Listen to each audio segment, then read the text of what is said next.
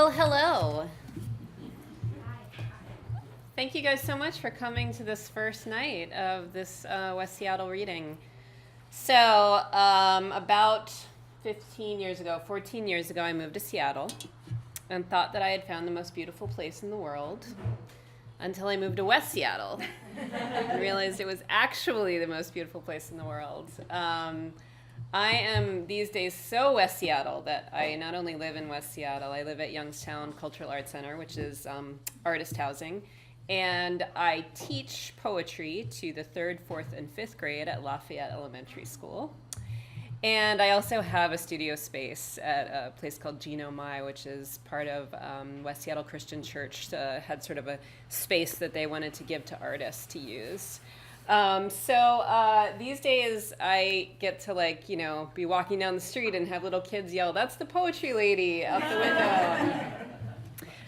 It makes me really happy to be here. So I'm going to start with a poem tonight. And this summer I did some summer camps for kids. I did a summer camp for teenage girls on Whidbey Island called Why We Write. And it really brought me back. It really reminded me of the experience of summer camp. And so this is a poem I wrote while I was there teaching the camp. And is it okay to adjust this? Am I going to really mess anything up big time? Okay. Yeah, just up a little bit. Whoops. Thanks, that's great. Okay, this is called A Message to Campers About the Art Barn. It is with heavy hearts that we report an instance of theft here at the Whidbey Institute. Early this morning, we discovered all of the orange-colored pencils disappeared from a locked box during the previous night. As you probably guessed, we fear the handsy bats are back. We hoped the new crow bell installed on the water pump would have scared them off, but as you know, the bats are notorious lock pickers with a thirst for sunsets. We fear an infestation. Ways you can help us prevent a handsy bat infestation. Number 1, avoid talking above a whisper when mentioning glue in any form. Tacky, stick, or Mod Podge. The bats have a renowned appetite for Elmer's and are known to target papier-mâché workshops. Number 2, and we really want you to hear this, please use only cool colors when painting, greens, aquamarine, and navy. Consider coloring a lovely ocean scene, or perhaps a lunar landscape. Forest fire illustration is prohibited until further notice. Number 3, locks in the art barn must be salted at night and tied with twine. I know you're tired of hearing us ask for your help with that. Please see Jackie for a full list of appropriate sailor's knots. Number 4, and most importantly, never stand under a full moon with your bare feet grassy and invite the bats to your riotous midnight parties of art. Crayons strewn on the tables like a feast for Saturnalia, paper bits in gluttonous heaps, washable markers licking your knees like hungry dogs. They will come, oh believe me they will, as you laugh and draw your hair a tangling night spiral to the stars, paint on your teeth and hands, they will fly to you. Slapping at the sky like sheets of black plastic they will come, filling the night with leather rain, their handsy claws like iron nails, they will descend on you. Singing in your girl circles round your watercolor palettes, they will swoop down, silent as an unbeating heart, their eyes the color of turmeric and paste, as you raise your soft brush above you, tip to the stick in dragon's red, they will fill the barn, slick wind breakers cutting the dust to ribbons. Run for your tents to the labyrinth, run for your life to the shed, leave your pastels bleeding on the walkway, they will fill the sky with wings and the moon disappears. They are coming, you young witches of the carchol and pen, they are coming. You dreamers with your dirty feet, they are coming. You girls with hearts both tough and tender, they are coming for you.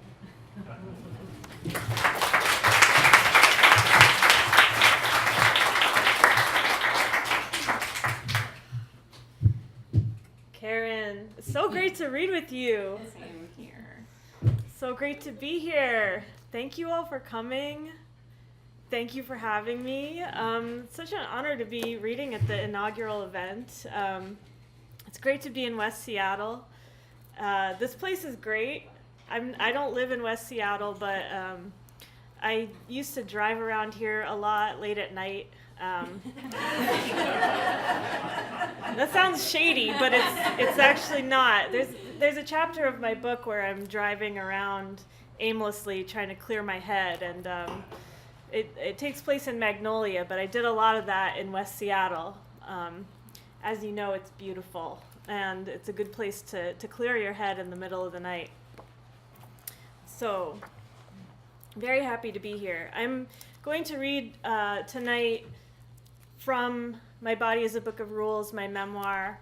I'm going to read 3 sections from one of the chapters. The chapter is called Please Him.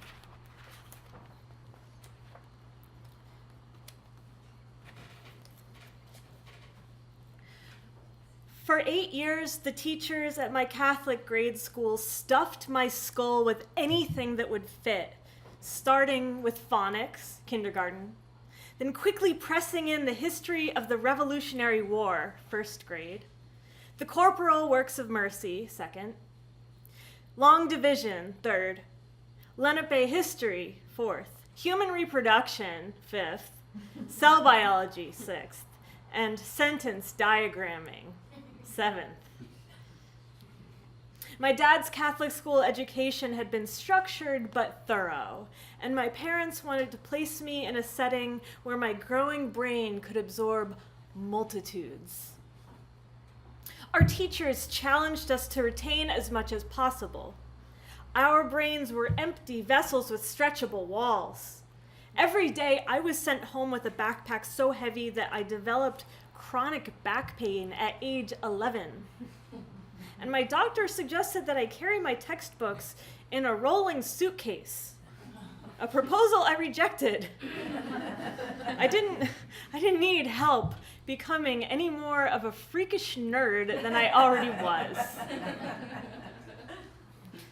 In 7th grade, my best friend and I filled a notebook with nasty comments about our classmates and teachers, and a mean girl discovered it. I apologized profusely to the teachers and the vice principal. My parents, teachers, and the vice principal agreed that after 7 years at the school, I still couldn't fit in, so it was in my best interest to move on. I always say I got kicked out of Catholic school because it sounds better than the truth. I had to move on because nobody liked me. I failed while I excelled, learning the Ave Maria, Angelus, Apostles' Creed, and Nicene Creed by brain but not heart, because at some point I became devoted to memorizing sex tips from Cosmopolitan. My impure heart ached, not for the Lord, but for something glossier, even than prayer cards.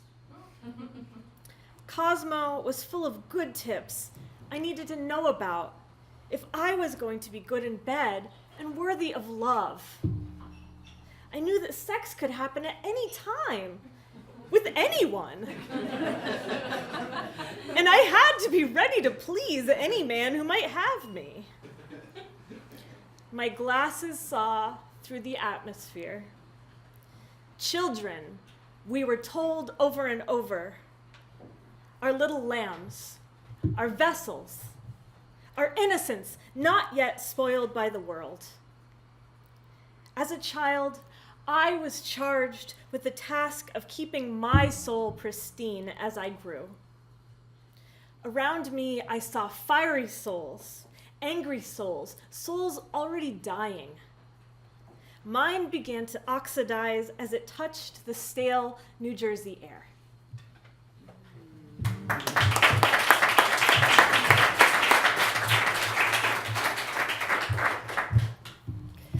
I first met Elissa when I was the writer-in-residence at Hugo House, and I was not only there the day that you found out about your book deal, and we did some jumping up and down in the office, But I also happened to run into her on the street outside of Hugo House the day that her first review came in from Kirkus, and we held shaking hands while she read it all out loud On my phone. on her phone on the sidewalk. Some tears were shed, and it was a glowing review.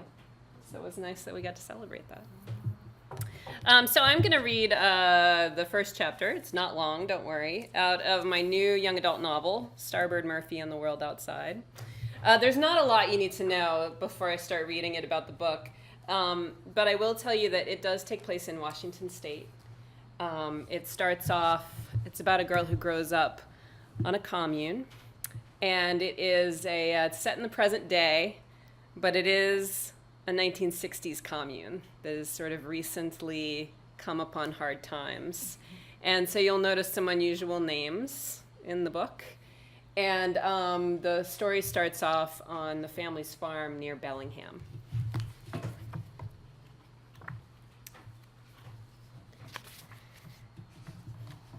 The owl hooted in a hemlock tree. Cornstalks shook their arms in the wind, and Indus Stone's footsteps crunched beside mine on the gravel drive as we walked away from the main house. Summer fell farther behind us with each step, and the trees exhaled their autumn breath, making me shiver.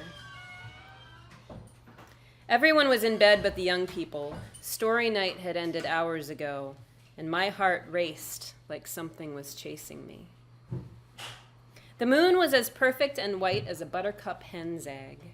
It was visible between the fir trees reaching together over our heads. Indus is a southern hemisphere constellation. Why did Earth name me after something I can't see? Maybe you'll get a calling to travel south. The goats bleated as we walked past their pen beyond the cornfield. The September air left a cold mist on my hair and clothes, so I stuffed my hands into the pockets of my wool sweater. In the distance, I could hear frogs croaking by the pond. It was well past midnight, but no part of me felt tired. Mom and I were talking in the house last night after dinner, Indus said. Indus joined the family with his parents when he was a child, so he still called his mother Mom instead of by her name, Bataya. She told me why Dad left when I was a kid. Most of the big trees on the farm were on either side of the driveway. The rest had been torn out to create the back lot, but the Douglas firs by the house were old growth, some over 200 feet tall. I thought he left because he got a calling, I said. So did I. Indus stuffed his hands into the pockets of his jeans. He kicked some gravel on purpose with his boot. At 19, Indus stood 6 inches taller than me and walked gracefully with long strides. Turns out, he couldn't handle Mom sleeping with Earth. Whoa, I said, stopping. The owl hooted again. Your dad gave in to jealousy? Indus kept walking, talking back to me over his shoulder. That's what Mom accused him of. I had a flashlight in the pocket of my jeans, but we didn't need it because of the moonlight's glow on the gravel. On either side of the path, though, the trees and ferns held a close, wet darkness. We walked on together until we came to a clearing on our left and then climbed a muddy slope to the chicken coop. I checked for signs of predators while the hens made sleepy clucking noises inside the roost. After testing the door to the coop to make sure it was closed tight, we walked back to the gravel drive. So your dad wanted to own your mom, I asked, pausing to scrape some mud off my boot onto the gravel. I hate it that everyone uses that word, said Indus. Is it so crazy to want to be with just one person? My chest erupted in red, blotchy spots. I could feel them down there, hidden under my sweater. Well, it's dangerous, I stole a glance at him. If you love one person and that person leaves you or dies, then you're all alone. Your dad left, but you still have lots of dads. Yeah, and they keep leaving too. I think we're down to about 6 dads now, he laughed darkly. You shouldn't joke about that. Earth will be back soon. You say that. Indus kicked a pine cone off the path, looked off into the trees, but name one person who came back after being gone. Why should Earth come back if the farm is full of non-believers? I started walking again. That's always it with you, he said. Someone's either a believer or a non-believer. Red blotches spread like fire across my neck and shoulders. What else is there? Indus threw his arms out and looked around. What if you just don't know? What if you're still figuring the world out? If you don't believe that we were brought together for a reason, then why would you stay? I said, walking faster. Why wouldn't you just run off like your dad did? Sure, blame my dad because you couldn't possibly blame Earth for anything, could you? Your dad gave in to jealousy. He acted like an outsider. That's not Earth's fault. Indus grabbed my arm and pulled me to a stop in the gravel. Do you really think it's so wrong to want to love one person? To love them enough that you don't want to share them with anyone? We had reached the fire pit, meaning I was almost back to the yurt I lived in with my mother. The owl hooted again. There was malice in the sound. It was a barred owl known for diving at people when it felt territorial. Its talons had dragged through my hair more than once on a night walk. I opened my mouth, but nothing came out.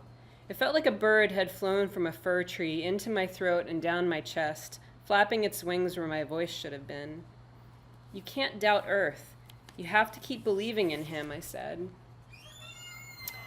You didn't answer me, said Indus. What do you think about loving only one person?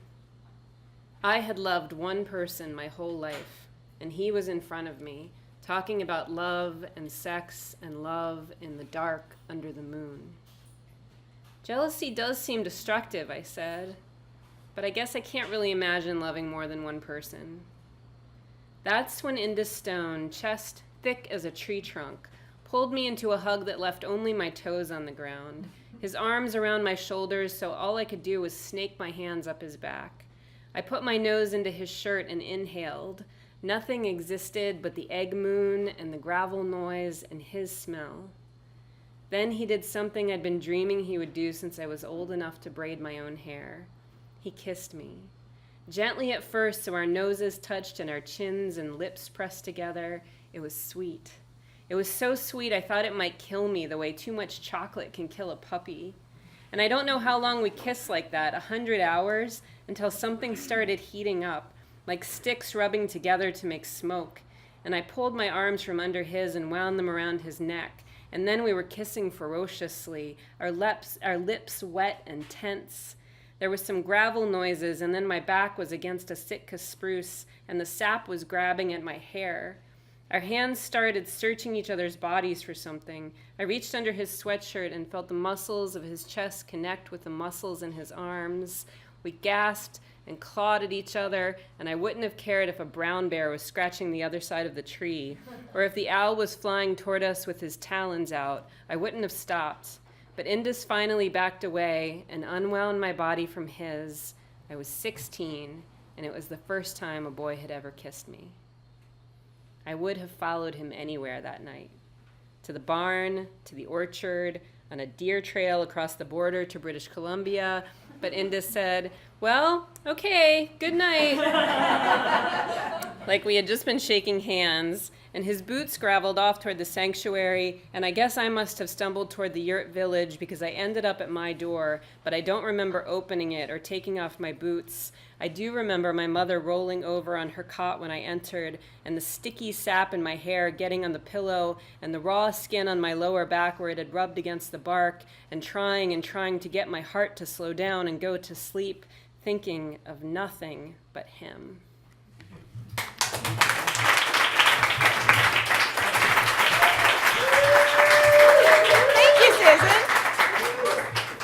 I'd like to thank Susan and Katy and Harold for asking me to do this presentation of the favorite poem. Now, in all fairness, this is not my favorite poem. My favorite poem was too long.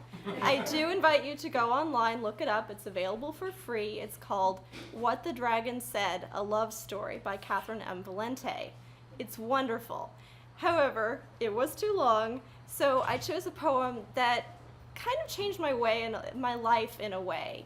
It's important to me, and it seems completely random that I would be so deeply attached to the satires of Juvenal, but I had read the Odyssey. I got kind of interested in the ancients. And then randomly, I was about 14 years old, so you choose reading material randomly at that age. I picked up the satires of Juvenal because I thought, well, satires, those are supposed to be funny, right?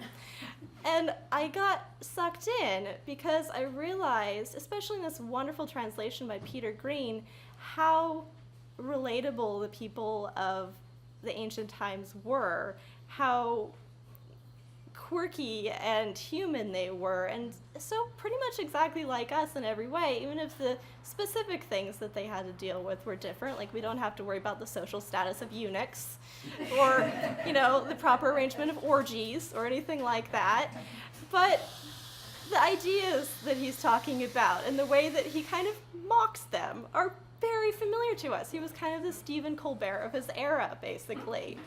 So I'm going to read a small section of one of them. It's, in fact, the introduction of the first satire. We don't really think it's the first satire, but we label it as the first satire. And this one I thought was particularly appropriate because in this one he's kind of mocking poetry readings. Must I always be stuck in the audience at these poetry readings, never up on the platform myself, taking it out on Cordus, for the times he's bored me to death with ranting speeches from that Theseid of his? Is X to get off scot-free after inflicting his farces on me, or why his elegies? Is there no recompense for whole days wasted on prolix versions of Telephus? And what about that Orestes? Each margin of the roll crammed solid, topped and bottom, more on the back, and still it wasn't finished. I know all the mythical landscapes like my own back room, the grove of Mars, that cave near Aeolus's island belonging to Vulcan.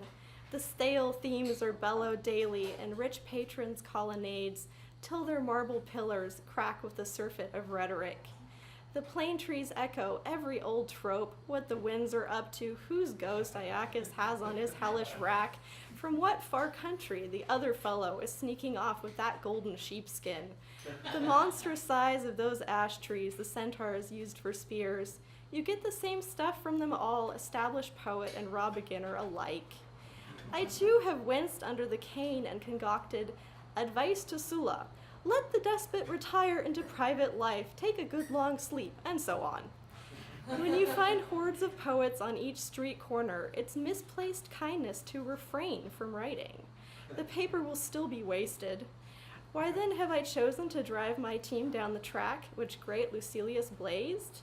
If you have the leisure to listen, calmly and reasonably, I will enlighten you. Thank you. Thank you very much. Thank you.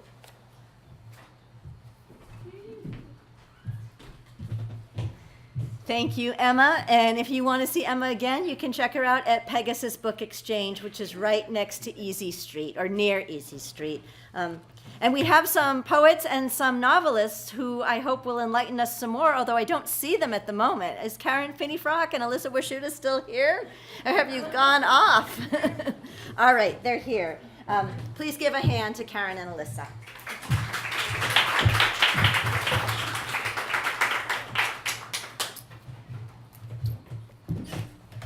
Hi again. Thanks for coming back. So I'm going to continue with this chapter, Please Him. You heard the first part, and I'm skipping ahead a bit and going on with that. Sister Agnes, my 6th grade teacher, shocked us into absorption and repentance. She told us she loved having her period because it was a gift from God.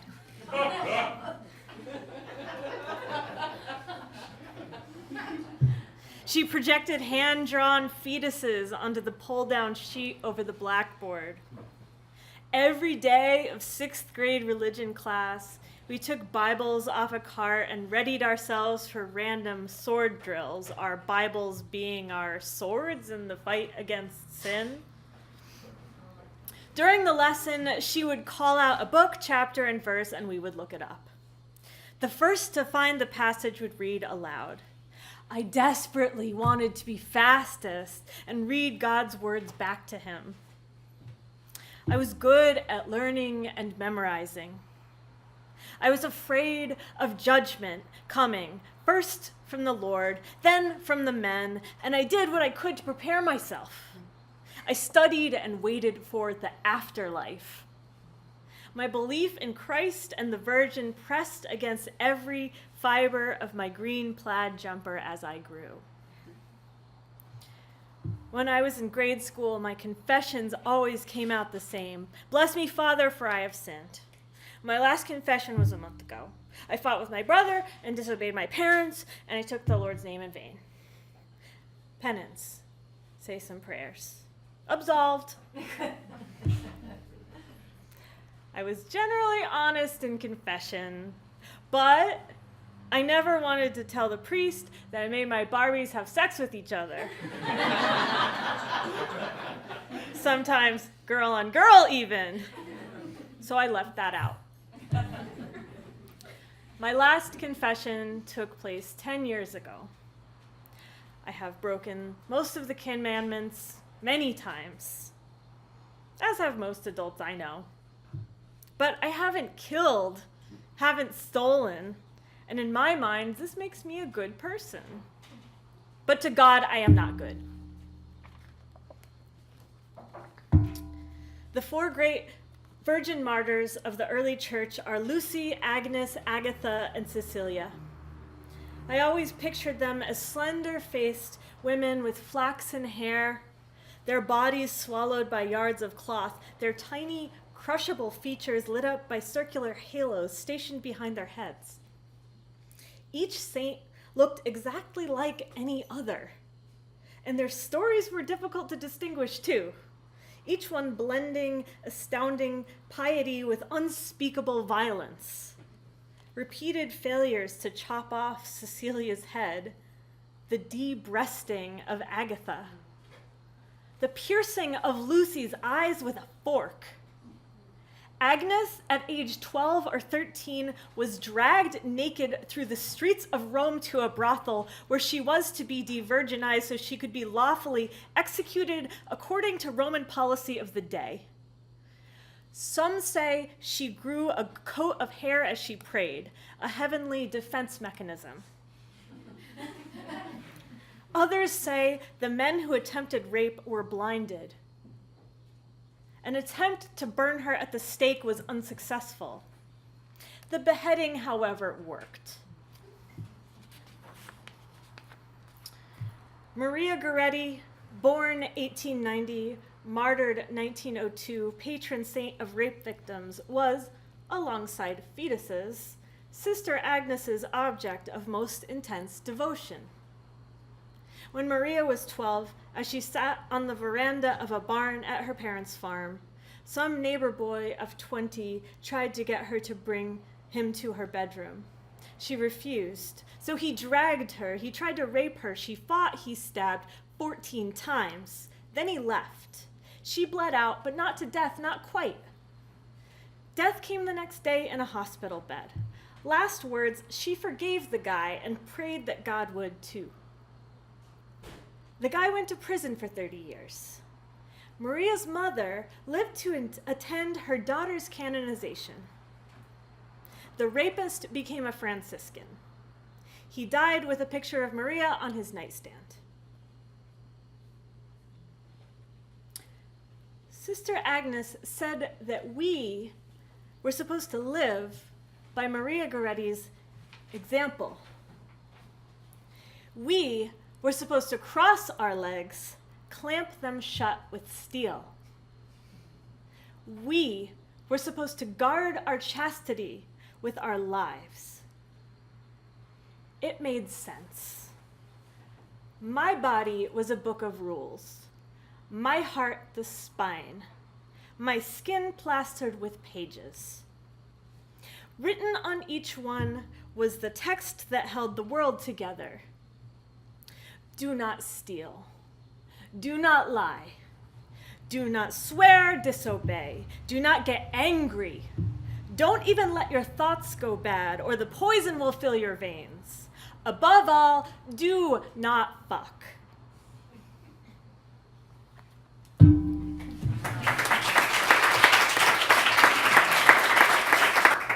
That was gorgeous. Before I read this final poem, I wanted to invite you all to the next reading I'm doing. So, have you guys heard about this bid for Seattle to be a UNESCO City of Literature? Woo! I know. I'm excited about it too. If you haven't, it's a pretty exciting project that a local novelist named Ryan Boudinot has undertaken. And so they've already put in one bid to be a UNESCO City of Literature. The first one got rejected, which is apparently very common. This happens most of the time, and they're really hoping the second one will go through. So what they're doing is they are doing some readings. This will be the first, where they pair a writer from Seattle with a writer from another city of literature.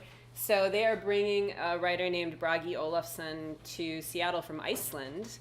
And he and I are going to be reading together at the Elliott Bay Book Company. It's called the Reykjavik Writing Jam. And the way it works is we each supplied a very brief character sketch. And then we are both going to write original pieces that involve both characters. So I've been working a little too hard on it. It really sounded like a great idea before I said yes, and then spent a month of my life working on this piece. But that's going to be on October 10th at the LA Bay Book Company, and it's free. And interesting side note, Bragi Olafsson is a musician who was one of the founders of the band the Sugar Cubes. So this will be my final piece for tonight, and it's a poem. It was inspired by the story of The Little Mermaid, the original story of The Little Mermaid, not the Disney version. And if you have read or remember the original version of The Little Mermaid, you might know that the Little Mermaid's deepest desire was not for true love, but in fact to have a soul, because mermaids, like fish, did not have souls and therefore did not get to go to heaven. So she hoped that by marrying a mortal man, she would get this soul and get to be eternal. It starts with an epigraph by Hans Christian Andersen. But the mermaid has no tears, and therefore she suffers so much more. The last spell of the sea witch. I only need to stand near a bowl of water, or by a half-full shaker of salt, to offer you the north wind in a rope knotted, or a ship with a pregnant sail. Given a conch shell full of driftwood and enough seaweed to strangle a mare, I could load your deck with gasping tuna, shoo barnacles from the hull like I'm sweeping the floor. But I'll need a shipwreck to offer you true love, or legs, or whatever the girls beg me for this time. Give us perfect breasts, they tell me, and eyes the color of snake oil. Give us hips that fit into vinyl dresses. Give us claws to keep the men we beckon. Does anyone ask for heaven anymore? Once girls wanted eternity, a soul to barter with, and a kingdom above the spray. Now they ask for flawless photographs, armies demanding their signature, songs written in the key of them. I am a dying sea witch, scaly with kelp and pruned. I won't leave you moaning. Girls should be different. Girls will live in the world as they make it. But think of me as you stand by the boat's rail and the wind pulls pins from your hair. Old women were girls once, testing their voices on the men who sailed past them. Sometimes the prince doesn't love you. Don't pin all your hope on legs.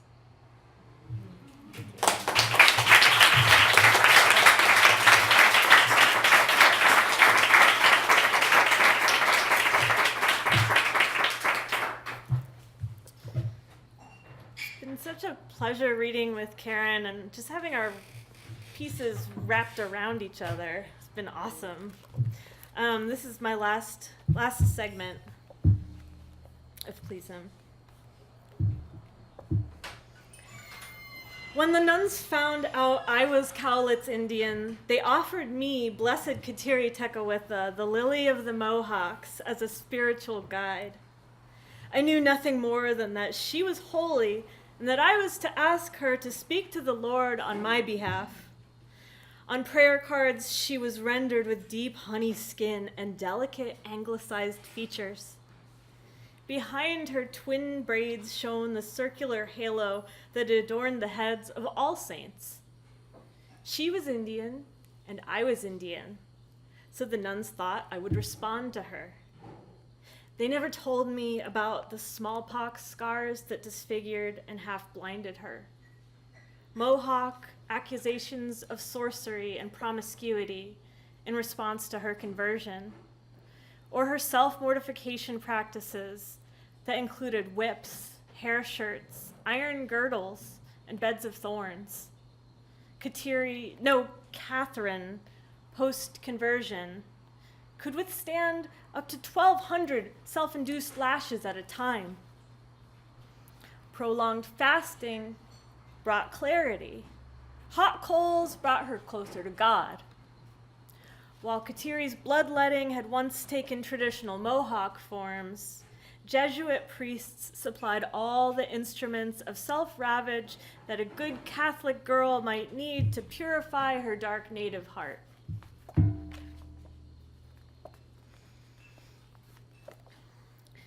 To be a sinful woman is to be a whore. The New Testament never says so, but Mary Magdalene has a reputation.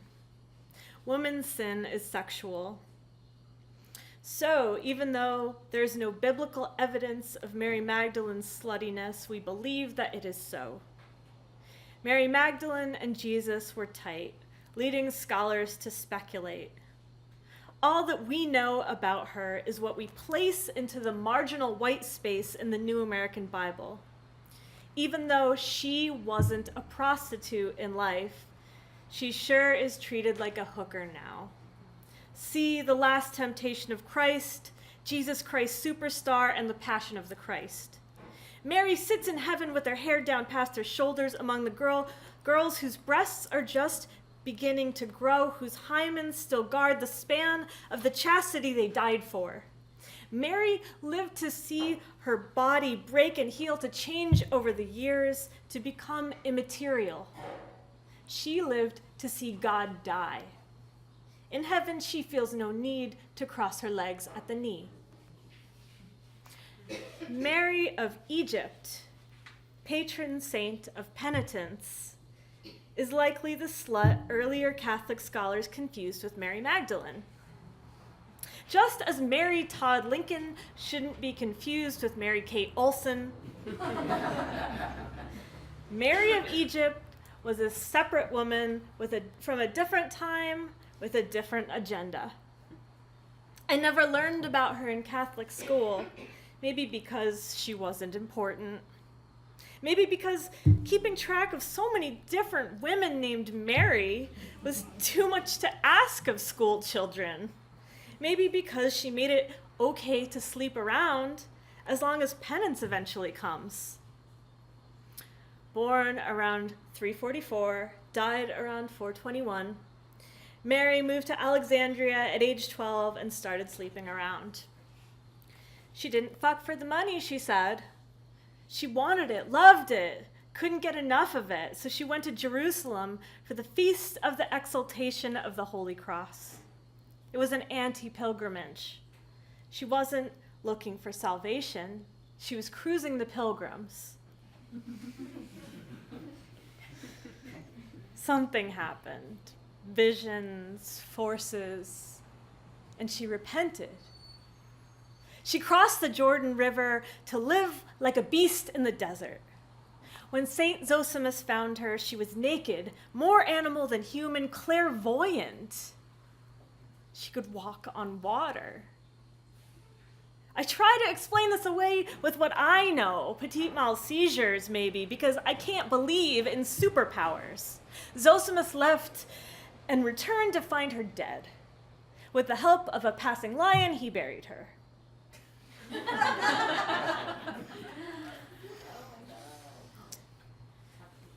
In 1 Kings and 2 Kings, Jezebel, Phoenician queen of Israel, is manipulative, scheming, idolatrous, and powerful, but never a slut.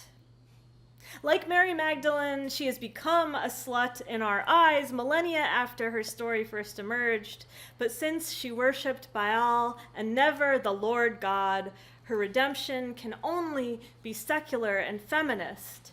She was so strong, she made her husband's knees buckle, made pagans of the Israelites. A woman only has the power to make a nation of men fall if she has evil, a force stronger than nearly anything, working through her. Somehow, when she was turned from Bible story to pure myth, she became an adulteress who turned the Israelites into sexual deviants. Mary Magdalene's sin was personal. Jezebel infected a nation. What a woman, I thought. Sister Agnes said, "Pray against the spirit of Jezebel." Each night, I said a rosary in bed, counting pearls, sometimes following it up with the Angelus, even though I knew that prayer was said only at certain times of day, and I hoped nobody would mind. Afterward, I would try to think happy thoughts, as my dad had told me to do when I was afraid to sleep. And then I'd try a Regina Caeli or a Salve Regina and more happy thoughts, but eventually I ran out of happy thoughts and wrote memory prayers, and I thought of regal Jezebel and of Mary Magdalene hanging with God and the boys so easily. And I'd sometimes drift off thinking that someday I could wake up being a woman who rules the world. Thank you.